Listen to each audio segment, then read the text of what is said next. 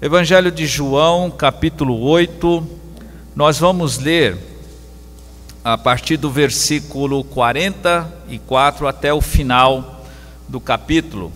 E hoje encerraremos sobre o assunto da tríade, da qual o Senhor Jesus nos liberta. O Senhor Jesus, que é a luz do mundo, Ele nos lança luz sobre essa tríade maligna que nos escraviza: pecado, diabo e agora a morte.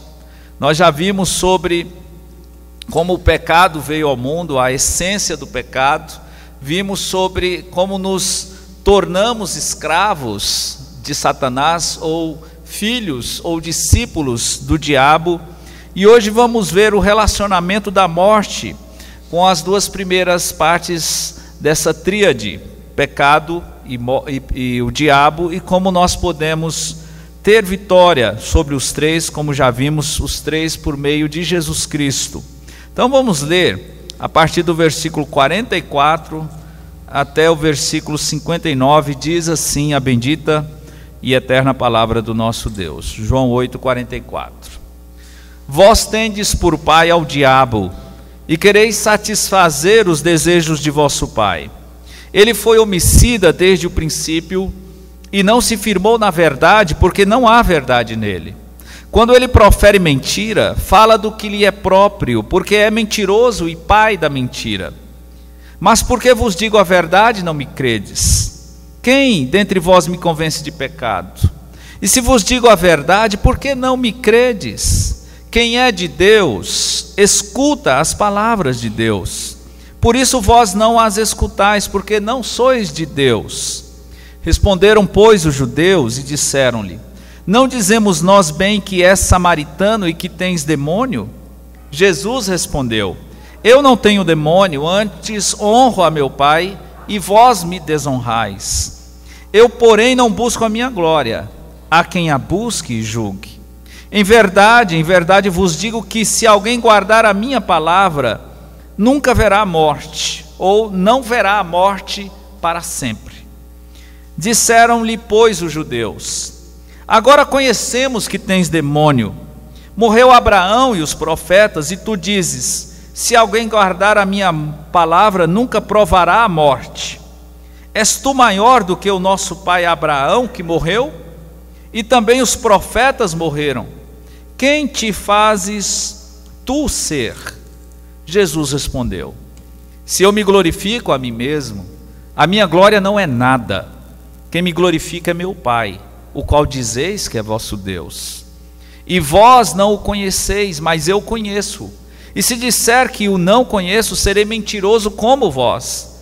Mas conheço-o e guardo a sua palavra. Abraão, vosso pai, exultou por ver o meu dia e viu e alegrou-se. Disseram-lhe, pois, os judeus: ainda não tens 50 anos e viste Abraão? Disse-lhes Jesus: em verdade vos digo que antes que Abraão existisse, eu sou. Então pegaram em pedras para lhe atirarem. Mas Jesus ocultou-se e saiu do templo, passando pelo meio deles, e assim se retirou. Essa história ainda vai ter continuidade no capítulo 9.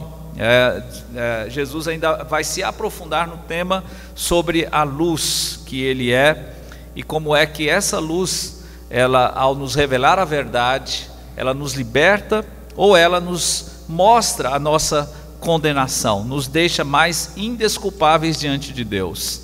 Mas agora, durante todo esse discurso de Jesus Cristo, e já vimos sobre esse relacionamento na semana passada, como nos tornamos filhos ou discípulos do diabo, Jesus então diz que o problema do ser humano, por não aceitar a verdade, e a verdade ela só tem uma origem, não existem várias verdades. A verdade ela nunca se contradiz, não existe uma verdade individual. Jesus disse: eu sou o caminho e a verdade e a vida. Jesus também disse que o Espírito Santo é o Espírito da verdade. A palavra de Deus, ela afirma ser ela a verdade e ser o Deus da palavra, o Deus da verdade. Então nós temos como a Bíblia Sagrada como uma referência da verdade absoluta, e não de alguma coisa que é relativa. Essa questão da relatividade, de que tudo é relativo, ela vem por causa da nossa tentativa, da nossa união com o diabo, de sermos seres autônomos ou independentes de Deus. Esse foi e é o grande propósito de Satanás.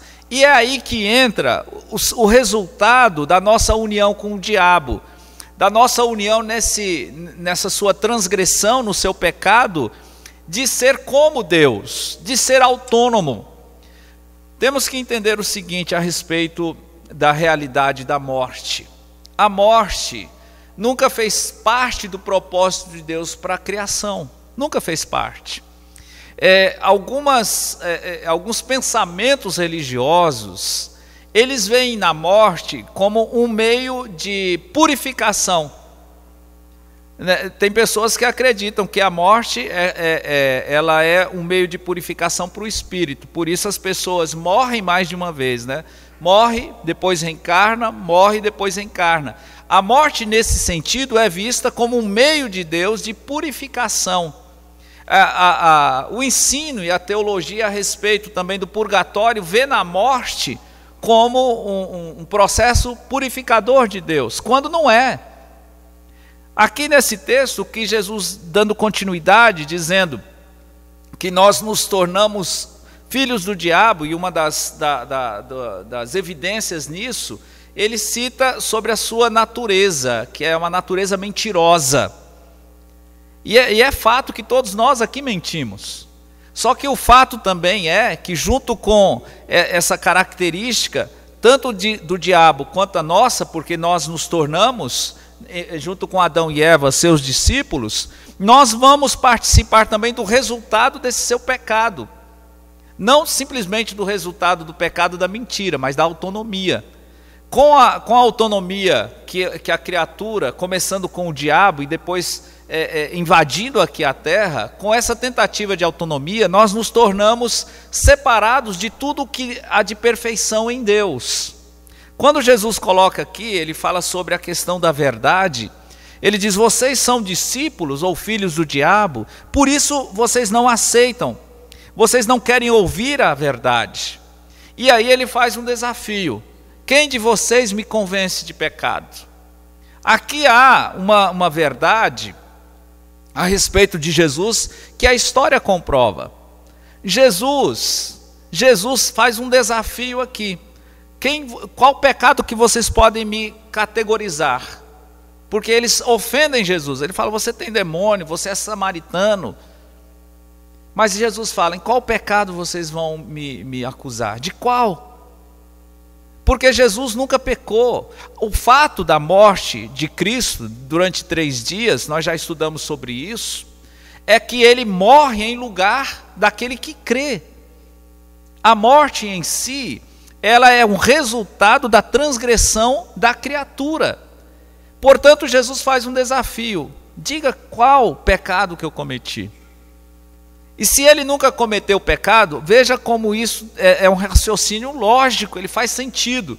Se Jesus Cristo nunca cometeu pecado, ele não pode ter ligação nenhuma de dependência ou de filiação ao diabo, pode? Não. Não só porque ele é o verbo que se fez carne, mas como homem, Deus que se fez carne, Paulo fala isso em Filipenses, ele agiu ele viveu como ser humano, como um homem. Às vezes nós falamos assim: Jesus fez isso porque ele era Deus. Ele nunca deixou realmente de ser Deus na sua essência, ele é o mesmo ontem, hoje e para sempre. Mas quando ele se tornou homem, ele viveu aqui como ser humano.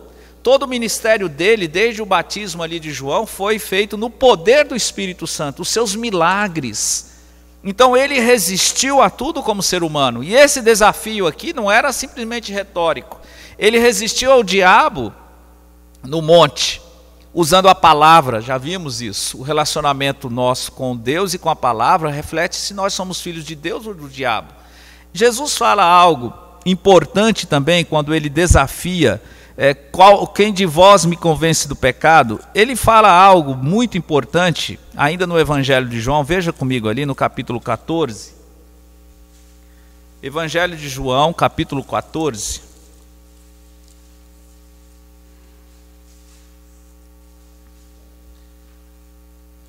Ele fala assim: já não falarei muito convosco, porque se aproxima o príncipe ou o governador deste mundo. Veja lá no final que ele diz: e nada tem em mim. Que ele não tem influência alguma em mim, ele não tem ligação nenhuma, ele não tem poder em mim. É isso que Jesus está falando. E Jesus é o único ser humano que pode falar isso. Porque nós, por causa da nossa natureza, nós temos como uma espécie de ponte de acesso. O diabo tem em nós, Jesus não. Bom, voltando para João capítulo 8, quando Jesus então ele faz esse desafio, ele fala: vocês, que pecado vocês me acusam? E portanto, se eu digo a verdade, por que vocês não me creem?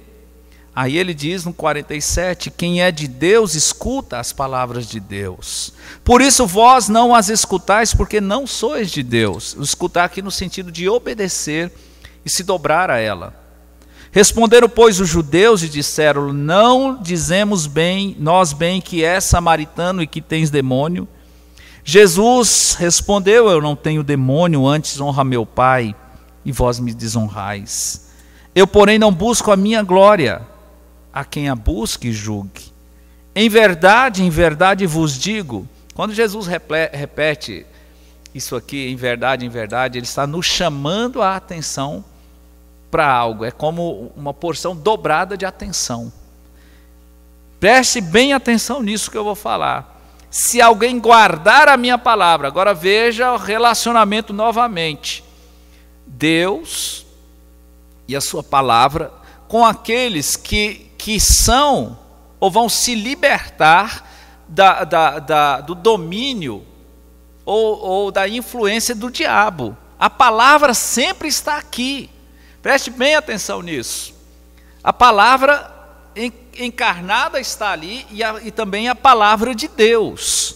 Se alguém guardar a minha palavra, nunca verá morte. Jesus lança mais uma verdade no debate aqui agora, a terceira tríade, o terceiro elemento da tríade, que é a morte.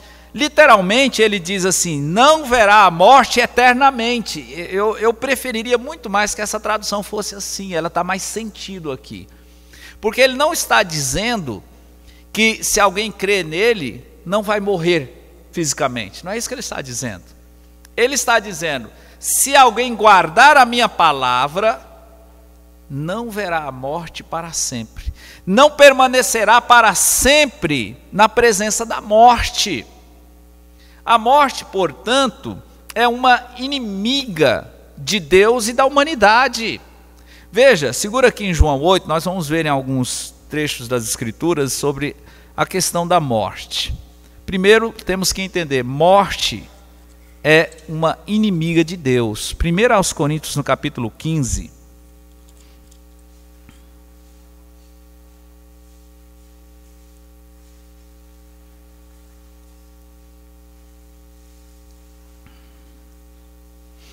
Primeiro aos Coríntios, no capítulo 15,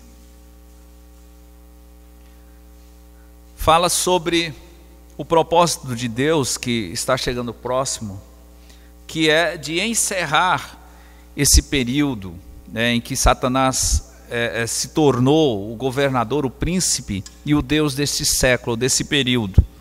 No versículo 24, 1 Coríntios 15, 24, ele diz assim: depois virá o fim, quando tiver entregado o reino a Deus, ao Pai, e quando houver aniquilado todo o império e toda a potestade e força, aqui se referindo aos poderes das trevas, liderado por Satanás. Porque convém que reine, até que haja posto a todos os inimigos debaixo de seus pés. Ora, o último inimigo que há de ser aniquilado é quem? É a morte. Morte é inimiga de Deus. Morte nunca foi uma criação de Deus para ser um processo purificador. Qualquer ensino que coloque a morte como um fator que gera bem ao humano é mentiroso. Morte é inimiga de Deus. E portanto o que Cristo fala, se guardar a minha palavra, em outras palavras, se crer em mim, se tiver aquele relacionamento comigo, você não verá a morte para sempre. Você será liberto da morte. Agora, olha só essa tríade, como elas se ligam. Morte, diabo e pecado. A Bíblia então coloca, a morte é inimiga de Deus. E também ela vai dizer sobre como é que a morte foi gerada por causa do pecado. Vejamos em Romanos capítulo 6. Romanos capítulo 6, depois vamos em Hebreus capítulo 9.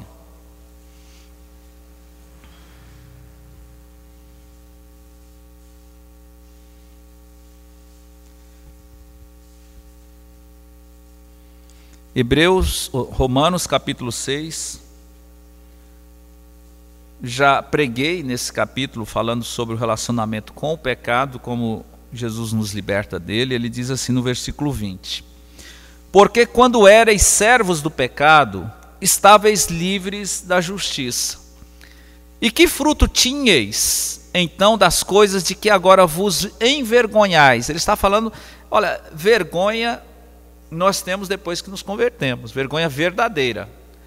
Se a pessoa, eu sou crente, eu sou evangélico, ou seja, e é uma pessoa descarada e sem vergonha, ela nunca se converteu, nunca se converteu. Tem que ter vergonha. Vamos lá, né? Porque o fim delas, veja, o fim dessas coisas que nós nos envergonhamos, dos pecados, é a morte. Mas agora libertados do pecado, versículo 22, e feitos servos de Deus, tendes o vosso fruto para a santificação e por fim a vida eterna. Ele está falando de uma troca. Quando nós somos libertos do pecado, nos tornamos servos de Deus. Veja bem, a pessoa pode considerar, puxa, servos de Deus, o que você prefere? Ser servo do pecado ou de Deus?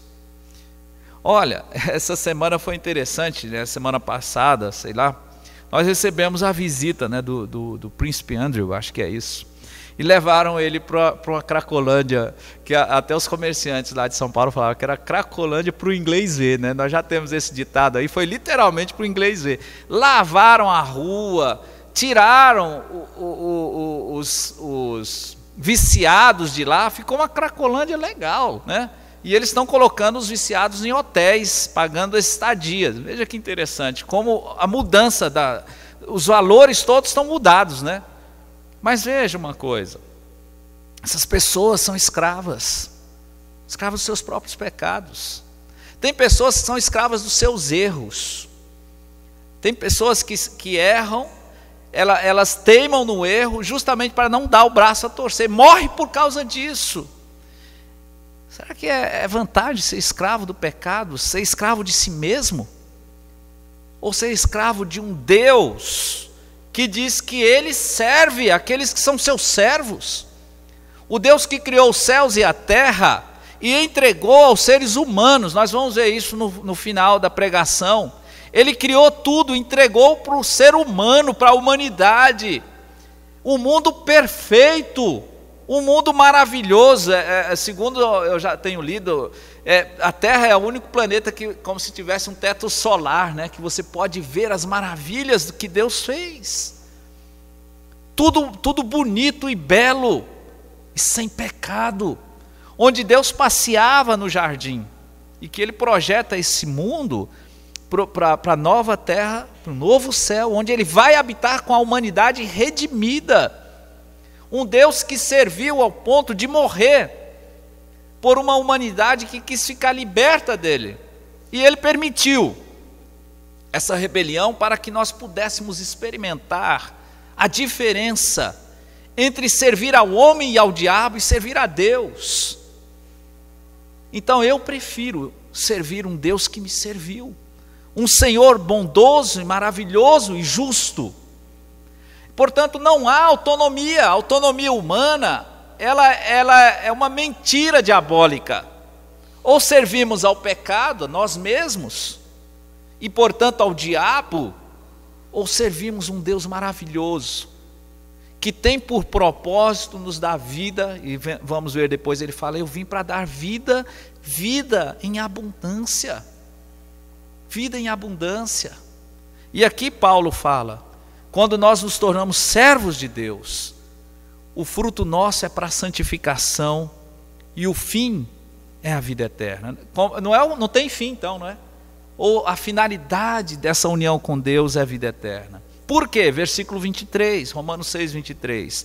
Porque o salário do pecado é a morte. Nesse texto, eu gostaria depois de animar você a ler, nesse texto de Romanos 6, Paulo coloca o diabo como um senhor, um senhorio, um rei.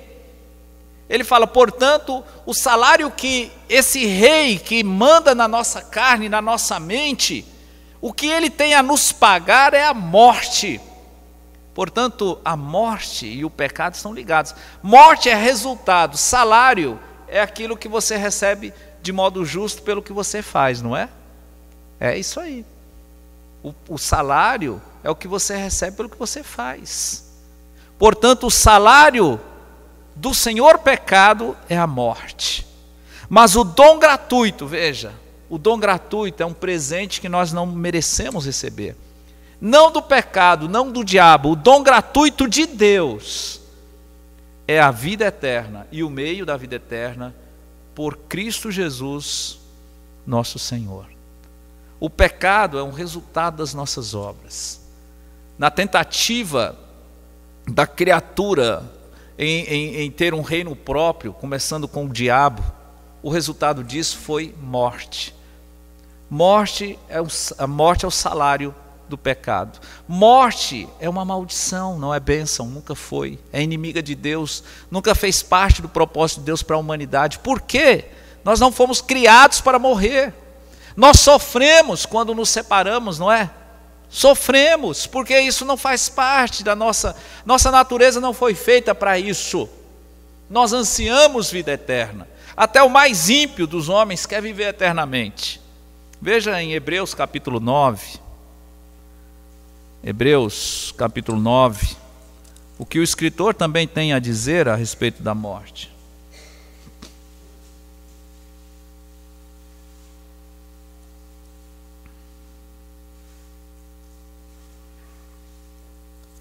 Ele diz no capítulo 9, versículo 26, a respeito da morte de Jesus Cristo, que aconteceu apenas uma única vez. Diz, de outra maneira necessário lhe fora padecer muitas vezes desde a fundação do mundo. Mas agora, na consumação dos séculos, uma vez se manifestou para aniquilar o pecado pelo sacrifício de si mesmo. E como aos homens está ordenado morrerem quantas vezes? Uma única vez. Uma vez, vindo depois disso o juízo, que é onde entra a morte eterna. Assim também Cristo, oferecendo-se uma vez para levar os pecados de muitos, não de todos, aparecerá segunda vez sem pecado aos que o esperam para a salvação. Salvação do pecado e da morte, por meio de Jesus Cristo. Se Jesus Cristo, então, ele vem e morre apenas uma vez, ele vai morrer por aqueles que creem nele uma única vez. Morte, então, aqui as Escrituras mostram, é um resultado do pecado, é um salário e é um decreto de Deus, um juízo de Deus. E a Bíblia, então, ela vai mostrar a morte não como aniquilação, isso é um conceito errado.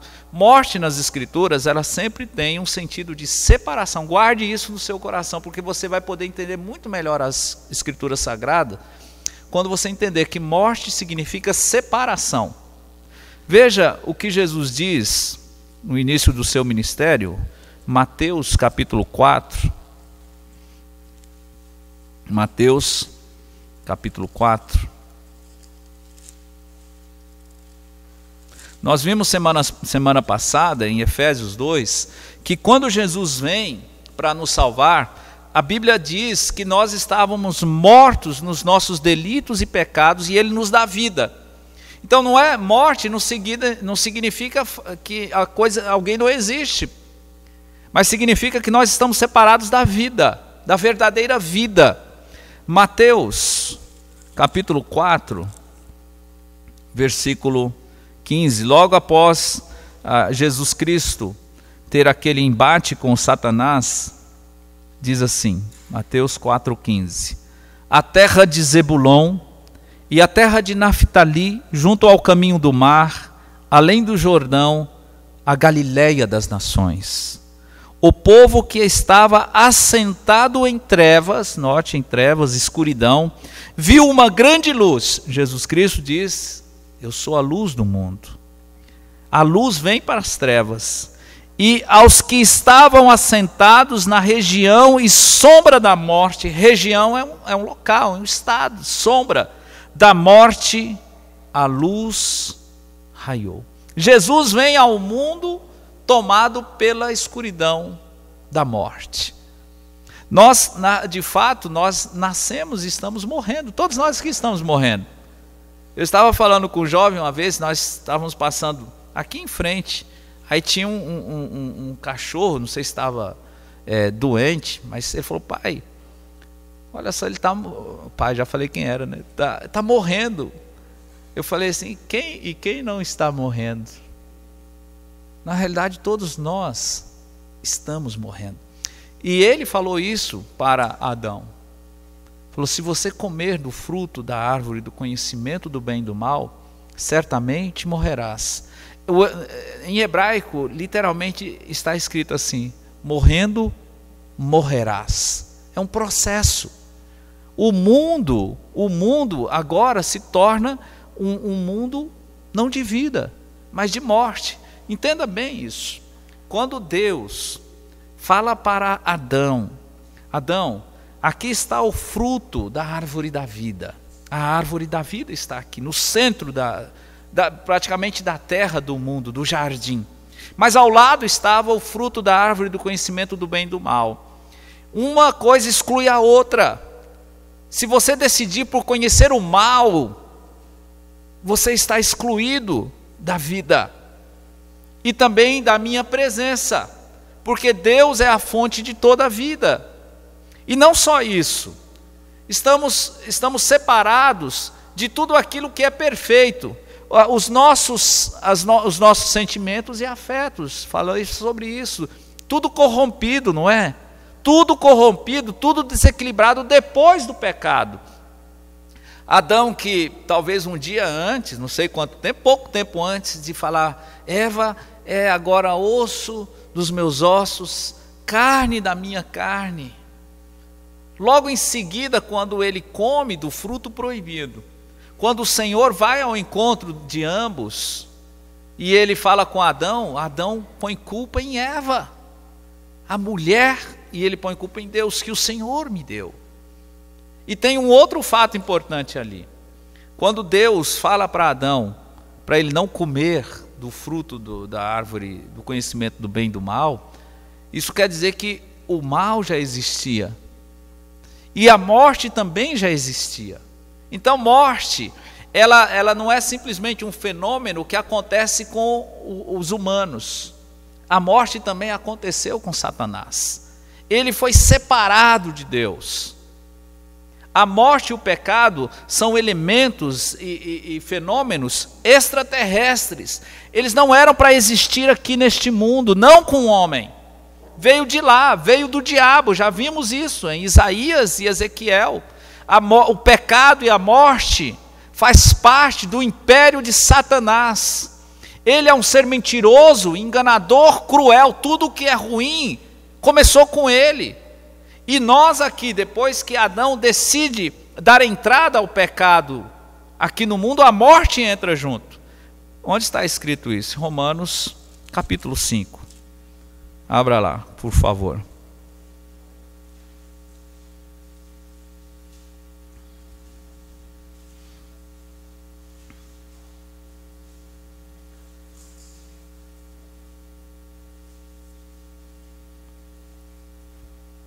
Romanos capítulo 5, não dá para fazer uma exposição aqui de todo esse capítulo, mas Romanos capítulo 5, ele fala, especialmente no versículo 12, ele fala assim: portanto, como por um homem, e esse homem é Adão, entrou o pecado no mundo. Entrou o pecado, não começou. Entrou o pecado no mundo, e pelo pecado a morte. Então o pecado trouxe consigo a morte. Assim também a morte passou a todos os homens. Por isso que todos pecaram. Nós pecamos junto com Adão. Então, quando Adão decide desobedecer a Deus, ele permite que o pecado entre no mundo e junto com o pecado a morte. Só que agora nós temos um problema enorme aqui. Quando lemos na semana passada sobre o propósito de Deus, que fala sobre o propósito que havia no coração de Satanás, ele mostra que ele queria erguer ou construir um reino, ser como o Altíssimo. E ele conseguiu o reino. Só que é um reino maligno. E Jesus confirma isso. Então nós vamos ver em Mateus, no capítulo 12, a confirmação da parte de Jesus Cristo, que o diabo conseguiu um reino. Já vimos que em Apocalipse 12, que ele conquistou anjos para a sua rebelião contra Deus.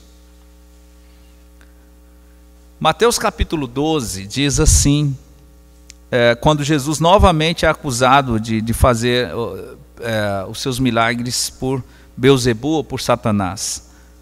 Mateus capítulo 12, versículo 26 diz assim: se Satanás expulsa a Satanás, está dividido contra si mesmo. Como subsistirá, pois, o seu reino? Ou seja, Jesus confirma aqui que Satanás tem um reino. Gente, essas coisas que estão passando na televisão, entrevistas com aqueles que eles falam que são demônios, aquilo tudo é uma palhaçada. O diabo, ele tem um reino, e um reino muito organizado, muito organizado. Lemos lá em Ezequiel que ele fala sobre Satanás, que ele corrompeu a sua sabedoria, e que aquele príncipe de Tiro, que ele assumiu, vamos dizer assim, o ensino do diabo na sua vida, que dizia que era Deus, ele falou para aquele príncipe de Tiro: o príncipe de Tiro é mais sábio do que Daniel. O diabo é um estrategista.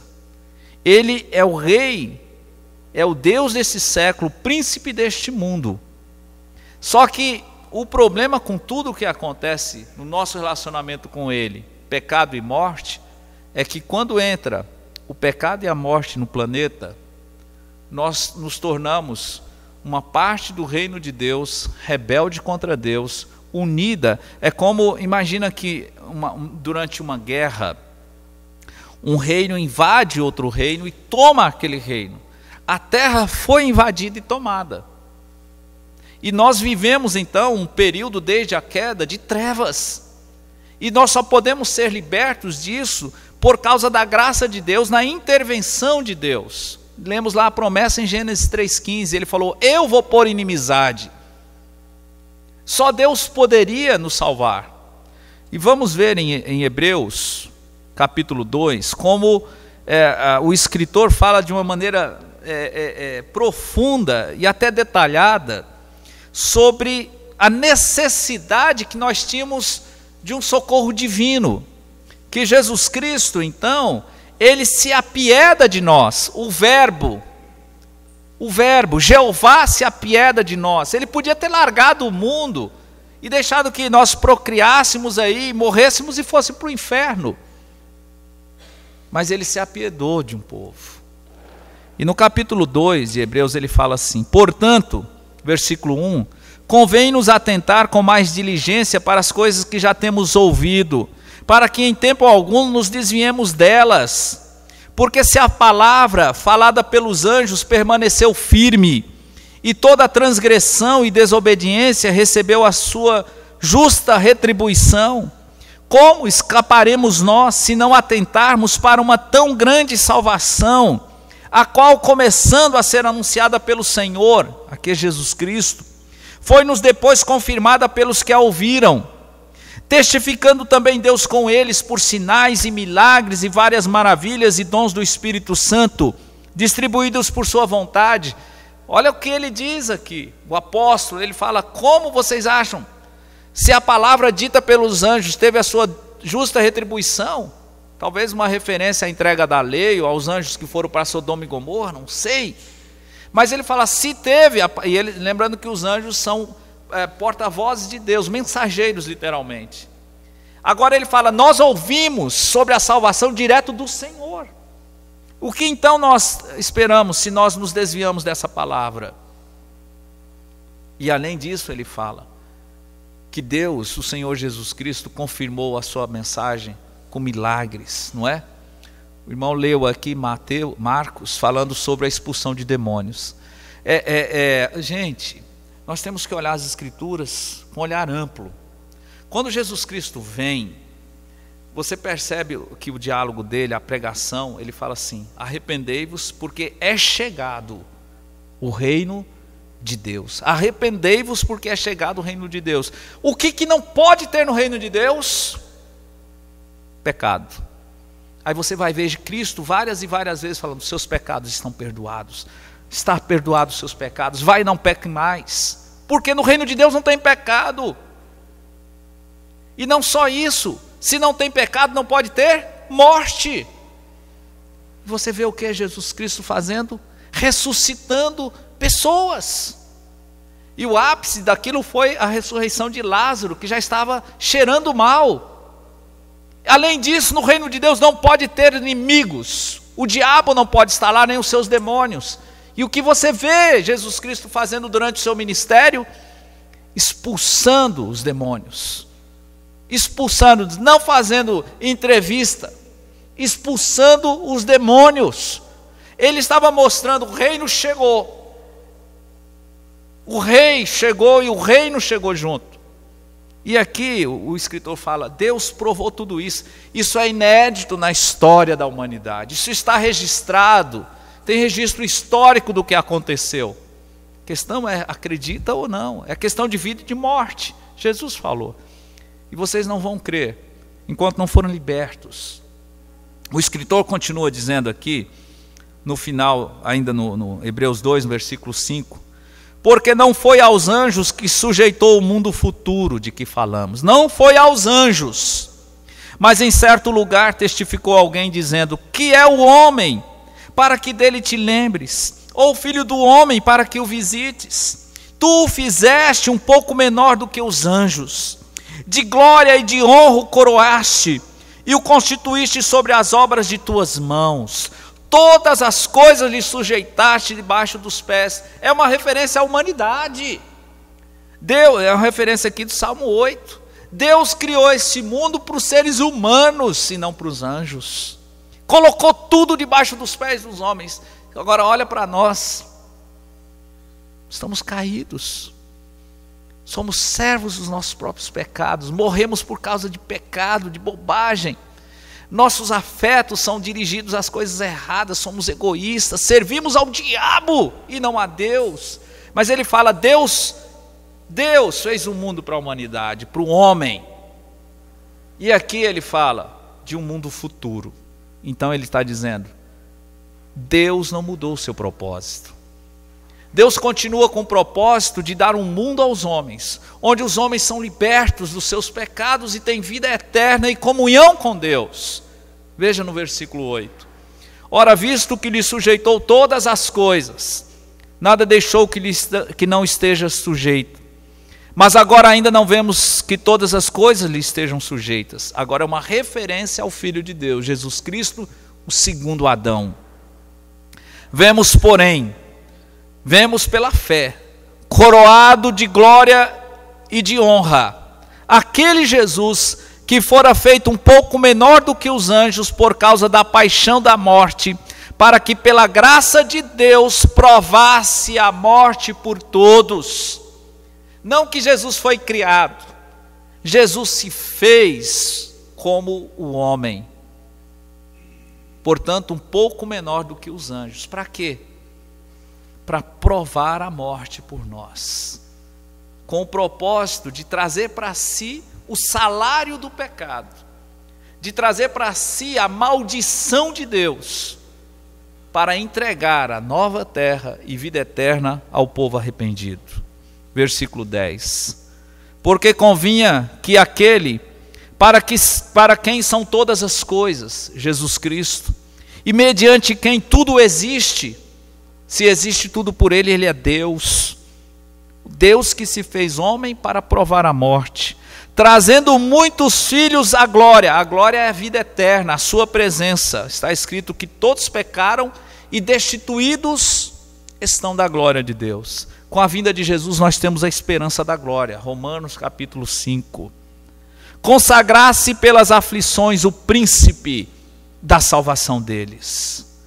Porque assim o que santifica, como os que são santificados, são todos de um único Deus, por cuja causa não se envergonha de lhe chamar irmãos. Isso aqui é majestoso, é maravilhoso.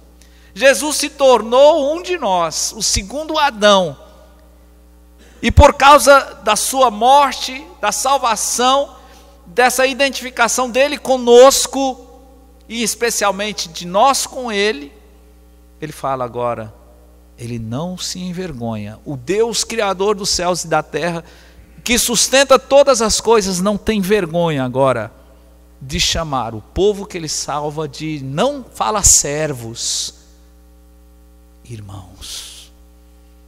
Já parou para pensar nisso? Você é irmão do Criador dos céus e da terra, porque ele se identificou conosco para que nós voltássemos à glória. Somos irmãos, e não para aí. Diz o versículo 12, ele citando o Salmo 22, que é o salmo que fala da sua crucificação. E depois da crucificação, de tudo que Jesus passou, ele canta esse hino. Olha isso, no versículo 12. Anunciarei o teu nome a meus irmãos. E foi isso que ele fez. Cantar-te-ei louvores no meio da congregação. É como se ele estivesse aqui conosco, fazendo parte de um coro que louva a Deus por sua graça. E outra vez, porei nele a minha confiança. E outra vez, olha o que Deus diz: eis-me aqui a mim e aos filhos que Deus me deu. É aquele dia glorioso em que Jesus vencerá o último inimigo, entregará todo o reino ao Pai, e junto com esse reino, a maior glória e o maior valor do reino de Deus, sabe quem? Os salvos pela graça. É como aquele guerreiro que venceu o grande inimigo, o diabo, o pecado e a morte, para libertar um povo do diabo, do pecado e da morte. E depois de ter feito tudo como um guerreiro vitorioso, volta para prestar um relatório bendito ao Pai. Eis-me aqui, os filhos que o Senhor me deu. Eu vou estar lá, e eu vou adorar esse Senhor, que eu sirvo e quero servir por toda a eternidade, porque eu o amo, porque ele me serviu com a sua própria vida. É isso que o Senhor quer, é assim que ele quer que vivamos. E ele continua dizendo aqui, 14: e visto como os filhos participam da carne e do sangue, também ele participou das mesmas coisas. Ele participou da carne e do sangue por quê? Para que pela morte aniquilasse o que tinha o império da morte, isto é, o diabo.